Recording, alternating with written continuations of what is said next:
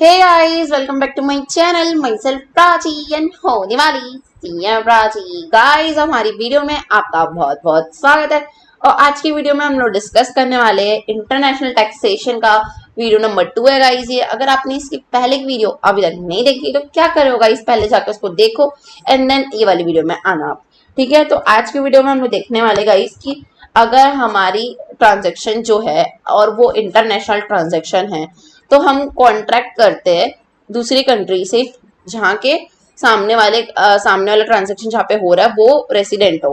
ठीक है, जैसे कि हमारा जो एग्जांपल लिए थे गाइस अपन, आई होप आपको याद होगा, जिसमें राम एंड जॉन थे। ठीक है, तो जॉन जो था वो यूएसए का रेसिडेंट था। ठीक है, तो इनकी कंट्री से जब हम लोग कॉन्ट्रैक्ट करेंगे तो उसके बारे में आज हम लोग पढ़ने वाले हैं। आई होप गाइस आपको याद आ गया होगा पिछले बार का एग्जाम्पल भी और पूरी स्टोरी भी। ठीक है, तो चलो वीडियो को स्टार्ट करते हैं। Let's get started. सबसे पहले तो अगर हम लोग किसी रेसिडेंट कंट्रीज के बारे में अपन को पढ़ना है या फिर अपन उनकी कॉन्ट्रैक्टिंग स्टेट के बारे में अपन देखेंगे कि कैसे टैक्सेशन में काम आने वाला है, तो गाइस उसके लिए हमको ओईसीडी गाइडेंस तो को फुलफिल करना पड़ेगा। Organisation of economy and corporation development guys, ये एक ऑर्गेनाइजेशन है इंटरनेशनल जिसमें 38 कंट्रीज जो है वो लोग पार्टिसिपेट करी है। और गाइस इन लोग ना गाइडेंस बनाते हैं ताकि इंटरनेशनली चीज़ें सही से चल पाए। ठीक है, तो गाइस उसके हिसाब से उनकी गाइडेंस फॉलो करना है पहली बात तो अपन को। उसके बाद गाइस गाइडेंस में क्या बताया गया वो पढ़ते हैं अब अपन। ठीक है गाइस, तो सबसे पहले टैक्सेबिलिटी कैसे लगनी चाहिए अपन ये देख रहे हैं ना।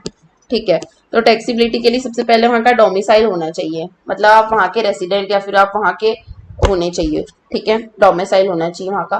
ठीक है, देन जो कंपनी रहेगी, अगर कंपनी का केस है तो वहाँ पे उसका मैनेजमेंट होना चाहिए। अगर इंडिविजुअल का केस है तो वहाँ पे डोमिसाइल होना चाहिए। ठीक है, नहीं तो मैनेजमेंट के केस में वहाँ पर कंपनी के केस में वहाँ पर क्या होना चाहिए, मैनेजमेंट। रेसिडेंसी देखते हैं गाइस अपन। रेसिडेंसी कैसे देखेंगे, या तो उसके पास परमानेंट घर होगा। ठीक है, अगर उसके पास परमानेंट घर होगा तो हो सकता है ना कि उसका परमानेंट घर दोनों जगह पे हो सकता है मैं यहाँ पे भी रहती हूँ, मैं दुबई में भी रहती हूँ, मेरी मर्जी, मेरे पास पैसे है, मैं कहीं भी रहूँ। तो हो सकता है मेरे दो घर हो दोनों स्टेट में। तो क्या देखोगे गाइस, सबसे पहले मतलब आप कहना चाहते हैं, हम लोग कहना चाहते हैं ये कि अगर आपका रेसिडेंसी देखना है या फिर आपकी टैक्सेबिलिटी देखना है तो सबसे पहले हम आपको देखेंगे कि आप कहाँ के डोमिसाइल हो। ठीक है, उसके बाद अपन क्या देखेंगे, अगर कंपनी है तो उसके केस में अपन मैनेजमेंट देखेंगे। ठीक है, रेसिडेंसी, अगर रेसिडेंसी के हिसाब से अगर अपन को टैक्सेबिलिटी लगाना है तो अपन क्या देखेंगे कि उसका घर कहाँ पर है परमानेंट वाला। हो सकता है कि उसका घर दोनों जगह पे हो जहाँ पे ट्रांजेक्शन हो रही है। ठीक है, परमानेंट घर हो सकता है उसका दोनों घर में हो। तो फिर उस केस में अपन ये देखते हैं कि अगर किसी इंसान का दो घर है तो ज़रूरी नहीं ना कि उसके सारे रिलेटिव दोनों जगह रहते हो। तो वो देखेंगे कि ब्लड रिलेशंस एंड बाकी जो स्पेशल रिलेशंस होते हैं वो कहाँ पर है। तो गाइस इस केस में भी दोनों जगह हो सकते हैं।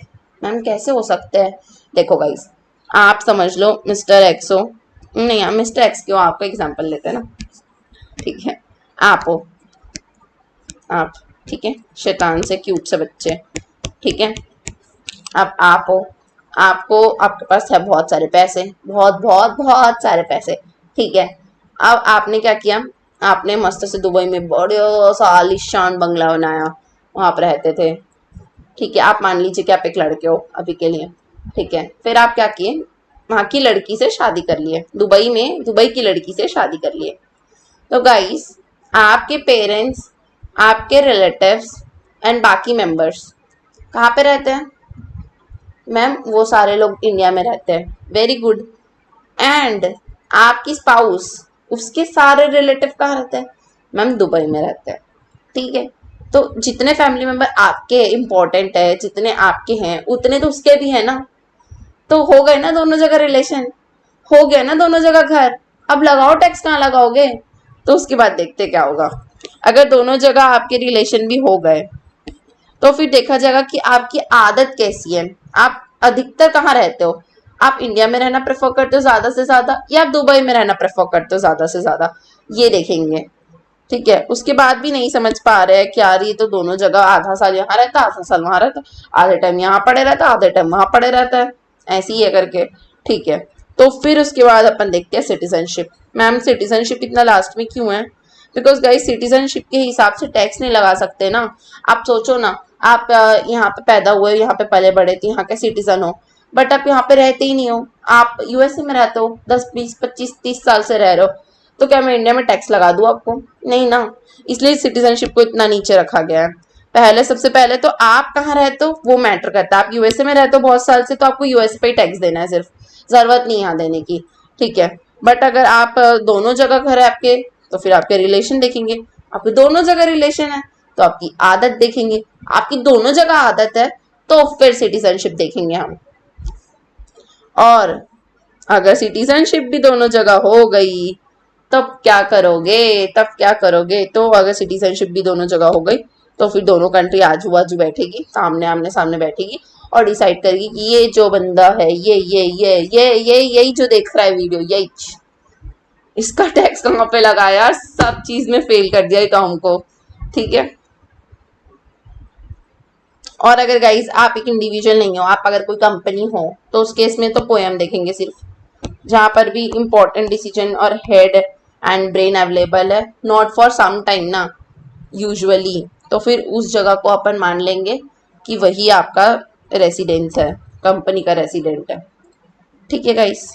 तो आई होप गाइस आपको समझ में आएगा कि कैसे अपन देखते हैं कि कौन कहाँ का रेसिडेंट है। किसी भी इंसान को अपन देख के जज नहीं कर सकते कि वो कहाँ का है। उसकी सारे फैक्टर्स को देख के फिर अपन पता लगाते हैं कि वो कहाँ का रेसिडेंट और कहाँ पर टैक्स पे करेगा। रेसिडेंट इन द सेंस वो कहाँ पर टैक्स पे करेगा, टैक्सेबिलिटी, ठीक है।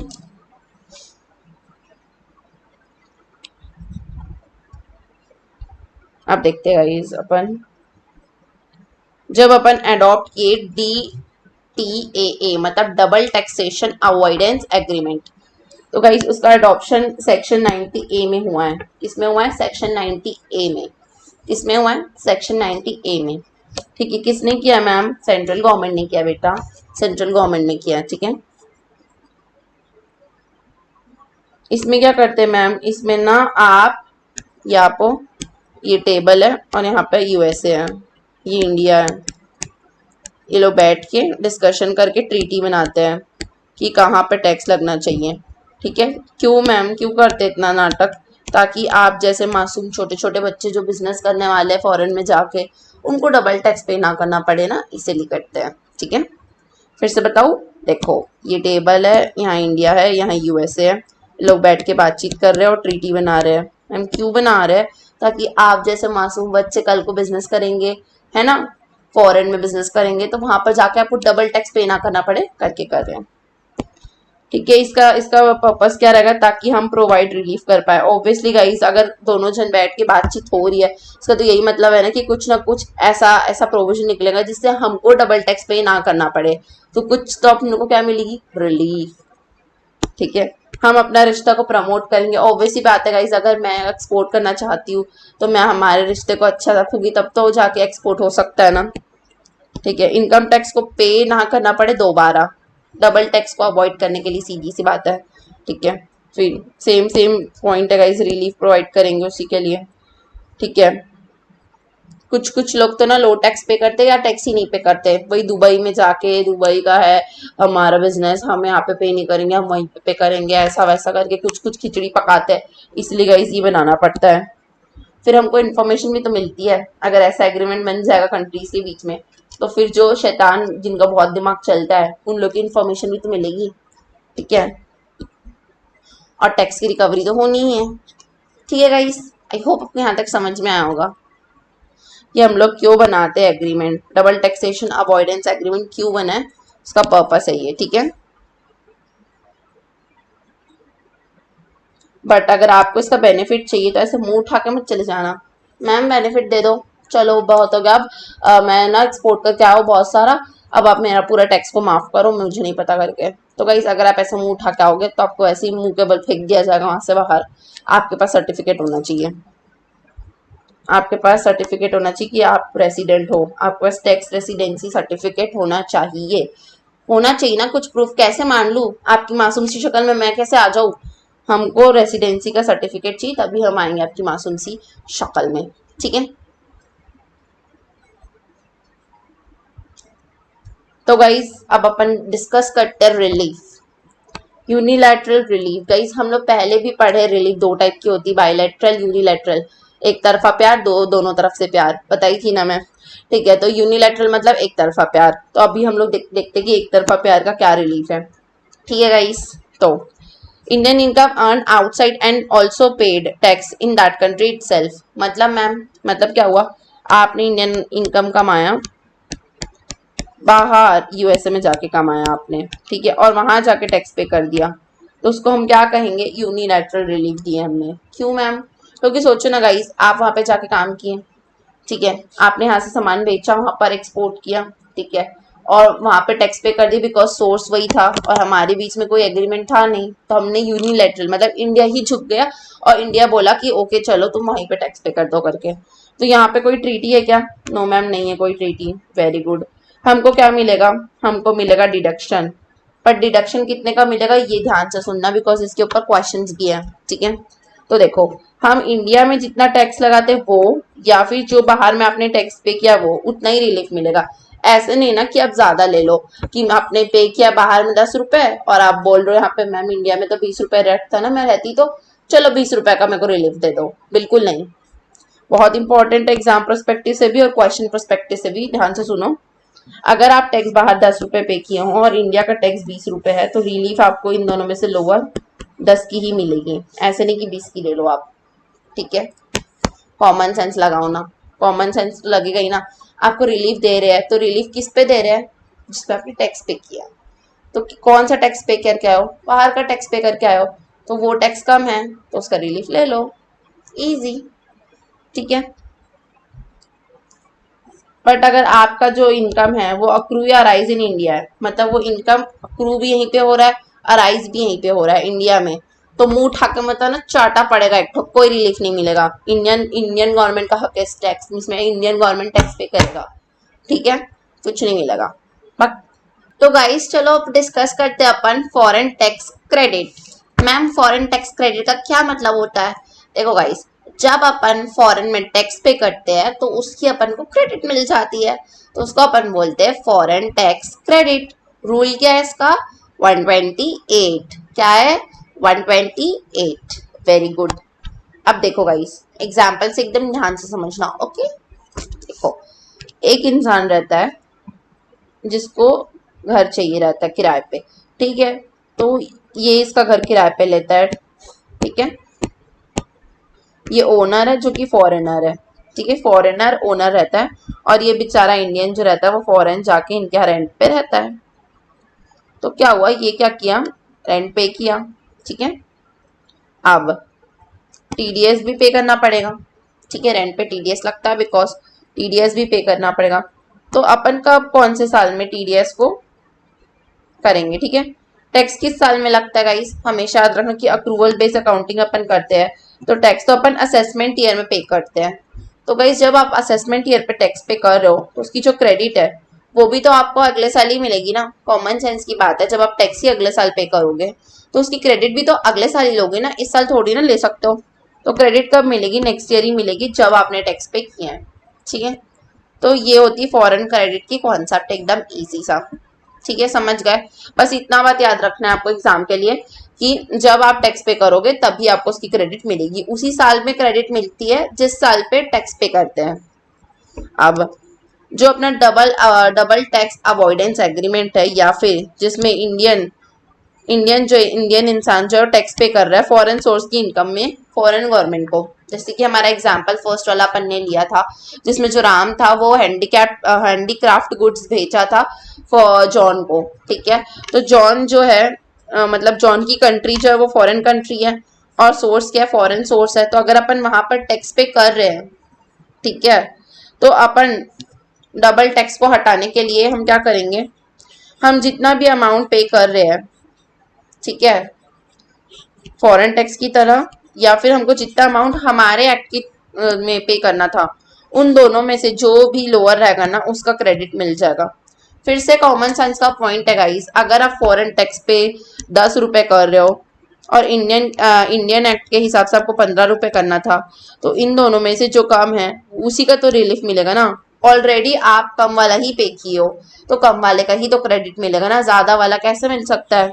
ठीक है, तो क्रेडिट हमेशा कम वाले की मिलती है।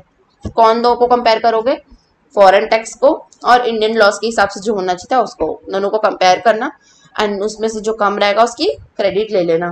क्रेडिट कब मिलेगी, जब टैक्स पे करोगे, जिस साल पे टैक्स पे करोगे उस साल पे क्रेडिट मिलेगी। इतू सा कॉन्सेप्ट है, बस एग्जाम के लिए पूरा चीज याद रखना। ठीक है, अब कुछ इंपॉर्टेंट बातें जो आपको पता होनी चाहिए। ठीक है, तो देखो पहली बात तो ये कि अगर आप एक से ज्यादा साल की एक साथ टैक्स पे कर दे रहे हो तो फिर आपको प्रपोर्शन में मिलेगा। ठीक है, प्रपोर्शनेट करना पड़ेगा आपको। ठीक है, उसके बाद अगर आप इंटरेस्ट पे कर रहे हो और मतलब लेट सबमिशन के उसकी वजह से आप इंटरेस्ट पे कर रहे हो, समझ लो कि टीडीएस की डेट थी कुछ स्पेसिफाई, आप उसमें पे नहीं कर पाए, आप बहुत लेट कर रहे हो आप टैक्स पे करने में, तो गाइस वो जो इंटरेस्ट पार्ट है आप एक्सपेक्ट बिल्कुल भी मत कर लेना कि उस इंटरेस्ट पार्ट में आपको क्रेडिट मिलेगा, बिल्कुल नहीं मिलेगा। और अगर कोई भी झगड़ा लड़ाई की वजह से टैक्स है तो उस केस में भी कोई रिलीफ नहीं मिलता। आप झगड़ा लड़ाई सुलटाओ पहले, फिर टैक्स का क्रेडिट लेने आना, नहीं मिलता। तो गाइस हमने एकदम डिटेल में पढ़ा कि कैसे क्रेडिट में मिलती है, क्रेडिट क्या होती है एंड कब कब क्रेडिट नहीं मिलेगी। इस थ्योरी में क्वेश्चन आ सकता है कि कौन से 3 केसेस में थे वो आपको क्रेडिट नहीं मिलेगी, तो मेरे साथ बताओ। अगर कोई डिस्प्यूटेड केस है तो क्रेडिट नहीं मिलती है। आपने लेट पेमेंट किया किसी वजह से और इंटरेस्ट लग रहा है तो उसके ऊपर क्रेडिट नहीं मिलती है। और फर्स्ट केस क्या था कि अगर एक से ज्यादा साल पे टैक्स हो रहा है तो प्रोपोर्शनल बांटते हैं। ठीक है, ये 3 केस पढ़े थे। उसके अलावा का इस फॉर्मूला क्या, अपना प्रैक्टिकल क्वेश्चन सॉल्व करने के लिए फॉर्मूला याद होना जरूरी है। फॉर्मूला ये था कि अगर अपन टैक्स पे कर रहे हैं इंडियन एक्ट के हिसाब से वो, या foreign tax which ever is lower. ठीक है, क्लियर हो गया क्रेडिट क्या होता है एंड क्रेडिट मेथड में कैसे क्वेश्चन बनेंगे अपन प्रैक्टिकली डिस्कस करेंगे, बट थ्योरेटिकली आपको याद रहेगा प्रोविजंस, तभी आपके लिए बेनिफिशियली रहेगा प्रैक्टिकल सॉल्व करना।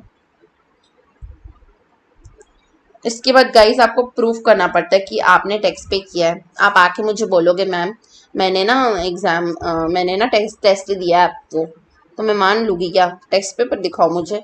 आपके ऊपर कौन विश्वास करेगा, आपका शक्ल बस मासूम है मुझे पता है, उसके अलावा आपके इंटेंशन सब पता है मुझे। ठीक है, तो डॉक्यूमेंट आपको बताना पड़ेगा कि आपने टैक्स पे किया है। ठीक है, तो उसके लिए आपको फॉर्म 67 भरना पड़ता है। ठीक है, एसएससी को, और एक गवर्नमेंट से, फॉरेन गवर्नमेंट से आपको एक सर्टिफिकेट लेके आना है कि आपने कितना अमाउंट टैक्स पे किया है।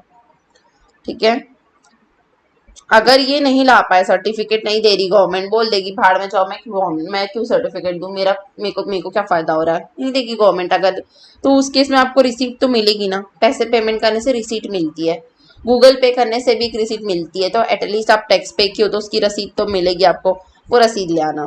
मुंह उठा के खाली हाथ मत आइयो बस, समझ गए। आपको फॉर्म 67 फिल करना है एसएससी को, और फॉरेन गवर्नमेंट से सर्टिफिकेट लाना है। सर्टिफिकेट नहीं दे रही गवर्नमेंट तो रसीद ले आना, पर गवारो टाइप खाली हाथ मत आना। ठीक है गाइस, इसके बाद गाइस आज हम लोग बहुत ज्यादा इंपॉर्टेंट टॉपिक डिस्कस करने वाले हैं जिसका नाम है परमानेंट एस्टैब्लिशमेंट। बहुत ज्यादा इंटरेस्टिंग और मजेदार टॉपिक है ये, तो चलो डिस्कस करना स्टार्ट करते हैं। देखो guys, double tax avoidance agreement जो है ना, उसमें जो आर्टिकल 7 है वो चार्ज करता है टैक्स। अब कहता है कि परमानेंट एस्टैब्लिशमेंट में अपन टैक्स चार्ज करेंगे करके। ठीक है, तो आपको मैं बताने वाली हूँ कि ऐसे कौन कौन सी चीजें हैं जो परमानेंट एस्टैब्लिशमेंट है और कौन सी नहीं है। ठीक है, देखो सबसे पहला, अगर आपकी बिजनेस की कोई ब्रांच है तो वो आपकी परमानेंट एस्टैब्लिशमेंट मानी जाएगी। ठीक है, परमानेंट एस्टैब्लिशमेंट का मतलब होता है कि जहां पर हम लोग परमानेंटली रहते हैं, हमारा बिजनेस परमानेंटली वहां पर है। जैसे मैं रायपुर में परमानेंटली रहती हूँ तो ये मेरा परमानेंट एस्टैब्लिशमेंट है। ठीक है, वैसे ही अगर आपका ब्रांच भी है इंडिया में ना, तो हम मान लेंगे कि वो आपकी परमानेंट एस्टैब्लिशमेंट है। बिकॉज गाइस बहुत सारे लोग ऐसे नाटक करते हैं टैक्स पे नहीं करने के लिए ना, उन लोग ऐसे ब्रांच ऑफिस खोल देते हैं या बस बोलते हैं कि नहीं नहीं हमारा बैक ऑफिस है, ऐसा टाइप का नाटक करते हैं। इसीलिए गाइस अपन पी, इसको शॉर्ट फॉर्म में पी बोलूंगी मैं। ठीक है, तो अगर ब्रांच भी है तो वो आपकी परमानेंट एस्टैब्लिशमेंट मानी चाहिए। प्लेस ऑफ मैनेजमेंट, जो आपकी पोयम है अगर वो इंडिया में है तो वो प्लेस ऑफ परमानेंट एस्टैब्लिशमेंट है। ठीक है, अगर कोई ऑफिस भी आपकी यहाँ पर है, अगर आपकी कोई फैक्ट्री यहाँ पर है, अगर आपकी कोई वर्कशॉप है, यहाँ पे आपकी माइन है, ऑयल है, गैस वेल्स है, आपके वेयर हाउसेस है, फार्म हाउस है, प्लांटेशन है, सेल्स आउटलेट है जहां से आप बुलाते हो कस्टमर्स को, आओ आओ कस्टमर, आओ आओ हमारे यहाँ आओ, हमारे यहाँ आओ, ठीक है। कोई बिल्डिंग साइट है, ऐसा इंफ्रास्ट्रक्चर है जहां पर नेचुरल रिसोर्सेस मिलते हैं। कंस्ट्रक्शन साइट है जो 6 महीने से ज्यादा है। आपका कोई एजेंट है, एजेंट वाला पॉइंट अपन डिटेल में डिस्कस करते हैं, पहले ऊपर का थोड़ा याद कर लेते हैं। तो गाइज अपन लर्न कर लेते हैं। देखो, ब्रांच होनी चाहिए, मैनेजमेंट होना चाहिए, ऑफिस होना चाहिए, फैक्ट्री होना चाहिए, वर्कशॉप होना चाहिए, ऑयल गैस वेल या फिर वेयर हाउस या फिर फार्म हाउस या फिर प्लांटेशन या फिर ऐसी सेल्स आउटलेट जहां से आप इनवाइट करते हो कस्टमर्स को, कस्टमर आओ कस्टमर आओ कस्टमर आओ, ऐसा टाइप का, ठीक है। या फिर कोई बिल्डिंग साइट, जैसे कि इंफ्रास्ट्रक्चर आपका कोई बिल्डिंग साइट में बना हुआ है जहाँ पे नेचुरल रिसोर्सेस वगैरह है, तो फिर या फिर कोई कंस्ट्रक्शन साइट है जो 6 महीने से ज्यादा आपके अंडर है, तो ये सारे केसेस में हम आपकी मान ले जाएंगे कि वो आपकी पीई है, ठीक है। अब एजेंट वाला केस ध्यान से सुनना। एजेंट वाले में क्या है, देखो, एजेंट जो है ना वो कोई भी कंट्री का सिटीजन हो सकता है, ऐसा जरूरी नहीं कि पर्टिकुलर सिटी का होना चाहिए, वो कहीं का भी कोई भी कंट्री का सिटीजन हो सकता है। बट अगर वो एजेंट है, ध्यान से सुनना, एजेंट है जो ऑर्डर लेता है, ऑर्डर खत्म करता है और आपके ऊपर 100% डिपेंड है।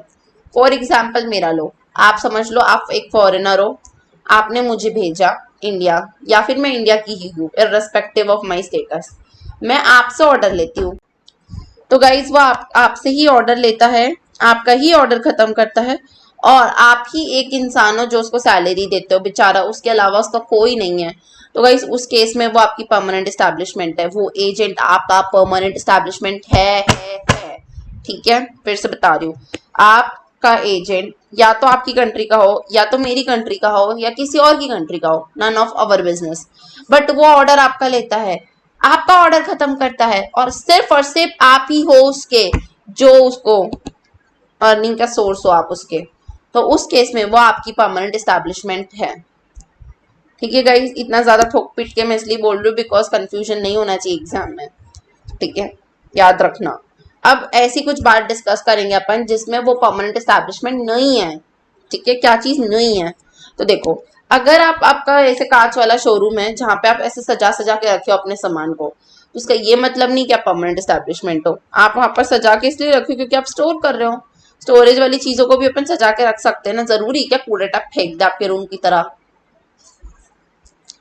इंडिपेंडेंट एजेंट, यहाँ पर इंडिपेंडेंट एजेंट का मतलब है गाइस कि आप ही उसके कर्ता धर्ता नहीं हो, उसके और लोग भी है। मतलब अगर आपका सामान बेचता है वो, बट वो और लोगों का भी बेचता है, वो मेरा भी बेचता है, मेरी फ्रेंड का भी बेचता है, उसका भी बेचता है, वो उसका भी बेचता है, सबका एक साथ मिला के वो एक साथ बेचता है। बिग बाजार टाइप, जैसे बिग बाजार में सारे सामान मिलते हैं, तो अगर बिग बाजार कोई इंसान होता या आपका एजेंट होता, तो वो परमानेंट इस्टेब्लिशमेंट नहीं होता, बिकॉज वो सबका सामान बेच रहा है, आप ही बस उसके ओनर नहीं हो, ठीक है, तो वो परमानेंट इस्टेब्लिशमेंट नहीं होगा। सिर्फ स्टॉक को मेंटेन करना इज नॉट परमानेंट एस्टैब्लिशमेंट। आप सामान बस रखे हो, रख लेने से क्या होता है यार, रखना पड़ता है, कभी कभी ट्रांजेक्शन्स होती हैं कंट्रीज के बीच में, तो ट्रांसपोर्टेशन का खर्चा बचाने के लिए अपन स्टोर कर देते हैं।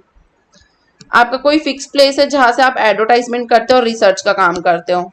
एडवर्टाइजमेंट एंड रिसर्च का काम करने के लिए आप इंडिया में हो, तो जरूरी नहीं है कि आप पी हो, ठीक है। तो इन सब केसेस में आपको लगे भी अंदर से आवाज आए पी पी पी, तो भी नहीं है। कौन कौन नहीं है, fixed establishment, advertisement, research, independent agent, display and storage, ये 4 केस में पी नहीं है। अब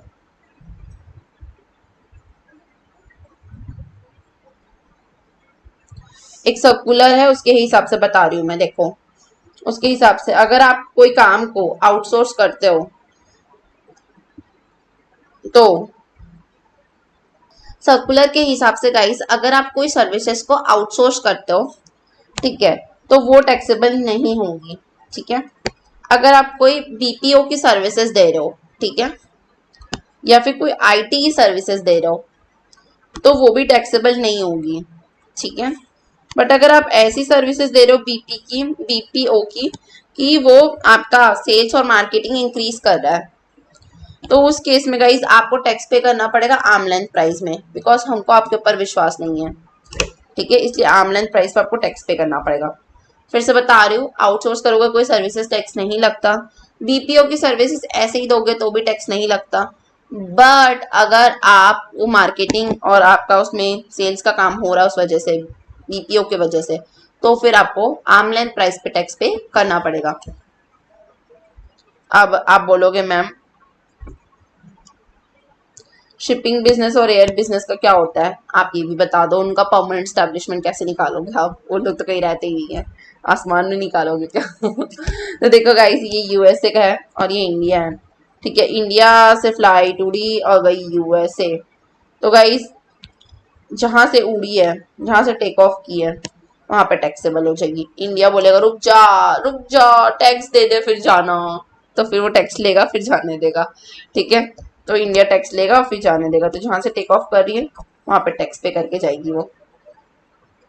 मैम शिप में क्या होगा, शिप में तो गाइस शिप के केस में ना, जहां पर आपका पोएम, जहां पे आप पोएम गाना स्टार्ट करोगे वहीं पे आपको टैक्स पे करना है, ठीक है, इफेक्टिव मैनेजमेंट जहाँ पे रहता है, चाहे वो यहाँ पे रह सकता है चाहे वो यहाँ पे रह सकता है, जहाँ पे भी रहेगा वहां पे टैक्स पे कर देना, जहां पे आपको पोएम याद आ जाएगी वहां पे टैक्स पे कर देना। तो गाइज इसी के साथ हमारा इंटरनेशनल टैक्सेशन का बहुत बड़ा मेजर पोर्शन कवर होता है। आई होप गाइज आपको वीडियो हेल्पफुल लगी होगी। अगर वीडियो अच्छी लगती है तो प्लीज़ लाइक कीजिए, बहुत अच्छी लगती तो सब्सक्राइब कीजिए, अपने फ्रेंड्स के साथ शेयर कीजिए और ज़्यादा से ज़्यादा लाइक कीजिए ताकि मेरे को मोटिवेशन मिले और बहुत सारी वीडियोस बनाने का। Thank you so much for watching this video. Bye bye guys.